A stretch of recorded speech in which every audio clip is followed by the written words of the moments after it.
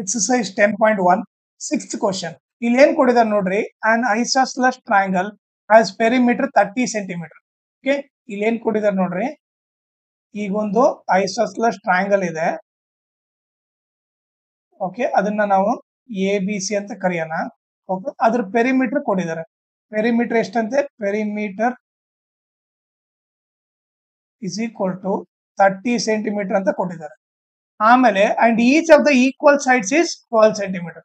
ಐಸೋಸ್ಸೆಲೆಸ್ triangle ಅಂದ್ರೆ 2 sides equal ಇರ್ಬೋದು, ಅದ್ರ ಈಕ್ವಲ್ ಸೈಡ್ 12 ಅಂತ ಕೊಟ್ಟಿದ್ದಾರೆ. ಅಂದ್ರೆ ಎರಡ್ ಸೈಡ್ ಈಕ್ವಲ್ ಅನ್ಕೊಳ್ಳೋಣ. ಈ ಸೈಡ್ ಈಕ್ವಲ್ ಇದ್ರೆ ಇದು 12 ಇದ್ರೆ ಇದು ಕೂಡ 12 ಇರ್ತದೆ ಅಂತ ಕೊಟ್ಟಿದೆ. ಓಕೆ, ಈಗ find the area of the triangle. ಇದು ಟ್ರಯಾಂಗಲ್ ಏರಿಯಾನ ಕಂಡುಹಿಡಿಬೇಕು. ಈಗ ಪೆರಿಮೀಟರ್ ಅಂದ್ರೆ ಏನು? ಔಟ್ ಸೈಡ್ ಬೌಂಡ್ರಿ ಎಲ್ಲ ಆಡ್ ಮಾಡ್ಬೇಕು. So A plus B C plus A C is equal to 30. ಈಗ ಎ ಬಿ ವ್ಯಾಲ್ಯೂ ಏನ್ ಕೊಟ್ಟಿದ್ದಾರೆ? 12 ಅಂತ ಕೊಟ್ಟಿದ್ದಾರೆ. ಬಿ ಸಿ ವ್ಯಾಲ್ಯೂ ಕೊಟ್ಟಿಲ್ಲ. ಎ ಸಿ ವ್ಯಾಲ್ಯೂ ಏನು? 12 ಅಂತ ಗೊತ್ತು. Is equal to 30. ಈಗ 12 ಪ್ಲಸ್ 12 ಎಷ್ಟಾಗುತ್ತೆ? 24 ಆಗುತ್ತೆ. 24 plus B C is equal to 30 ಆಯ್ತು. ಓಕೆ, ಈಗ B C is equal to, okay, ಈಗ ಬಿ ಸಿ ಒಂದೇ ಲೆಫ್ಟ್ ಸೈಡ್ ಇಟ್ರೆ ಈ ಪ್ಲಸ್ 24 ಆ ಕಡೆ ಹೋದ್ರೆ ಏನಾಗುತ್ತೆ? ಮೈನಸ್ ಆಗುತ್ತೆ. ಪ್ಲಸ್ 24 ಆ ಕಡೆ ಹೋದ್ರೆ ಮೈನಸ್ ಆಗುತ್ತೆ. 30 ಅಲ್ಲಿ 24 ಹೋದ್ರೆ 6 ಆಗುತ್ತೆ. ಬಿ ಸಿ ವ್ಯಾಲ್ಯೂ ಎಷ್ಟು ಅಂತ ಗೊತ್ತಾಯ್ತು? 6 ಸೆಂಟಿಮೀಟರ್ ಅಂತ ಗೊತ್ತಾಯ್ತು. ಓಕೆ, ಈಗ ನೀವು ನೋಡಿದ್ರೆ ಎ ವ್ಯಾಲ್ಯೂ 12 ಅಂತ ಗೊತ್ತಾಯ್ತು, B value 6, C value 12. So A is equal to 12, B is equal to 6, C is equal to 12. Okay, ಈಗ ನಾವೇನ್ ಮಾಡೋಣ? ಎಸ್ ವ್ಯಾಲ್ಯೂ ಕಂಡುಹಿಡಿಯೋಣ. ಎಸ್ ಫಾರ್ಮುಲಾ ಏನು? A plus B plus C by S is equal to a value 12, b value 6, c value 12 whole divided by 2. s is equal to, ಈಗ ನೋಡ್ರಿ ಎಷ್ಟಾಯ್ತು? ಇದು 12 plus 2 24, 24 plus 6 30, 30 by 2 ಆಯ್ತು. 2 1 ಜಾ 2, 15 ಜಾ. ಸೊ ಎಸ್ ವ್ಯಾಲ್ಯೂ ಎಷ್ಟು ಗೊತ್ತಾಯ್ತು? 15 ಅಂತ ಗೊತ್ತಾಯ್ತು. ಓಕೆ, ಈಗ ನೆಕ್ಸ್ಟ್ ನಾವೇನ್ ಮಾಡೋಣ? ಏರಿಯಾ ಆಫ್ ಟ್ರಯಾಂಗಲ್ ಕಂಡುಹಿಡಿಯೋಣ. ಓಕೆ, ಇದನ್ನ ಸೈಡಿಗೆ ಬರ್ತೀನಿ.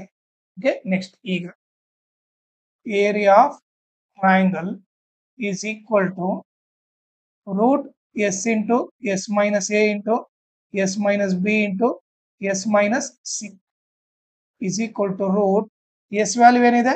15 ಇದೆ. 15 into 15 minus a value ಏನಿದೆ? a value 12 ಇದೆ. ಆಮೇಲೆ 15 minus b value ಏನಿದೆ?